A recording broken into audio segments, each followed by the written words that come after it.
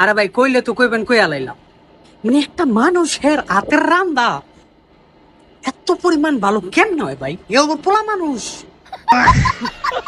ওরে আল্লাহ, আমি ভাই একদিন আমারে মালিক রে কই, ও আল্লাহ কফিল তুই আমার একদিন কাল লিগা ছুটি দে খালি, আমি যাই বাংলাদেশে আমার মা বাপরে খাওয়াই আহি। দেখেন দেশে গেলে বাবুচির ভাত মাইরা আলাম, আমি এটা শিওর, এটা কনফার্ম। আঙ্গালাকে যে বুলু বাবুচি আছে, যেই বাবুচির আছে, ভাত কিন্তু খেয়ালাম এখন কইয়া দিলাম আগের থিকা। সৌদি আরব যেমন দালালের ভাত খেয়ালাইছি, এরকম বাংলাদেশে গেলে কিন্তু বাংলাদেশের বাবুচ্চি, আঙ্গ এলাকার বাবুচ্চি কিন্তু ভাত মাত খেয়ালাম আমি।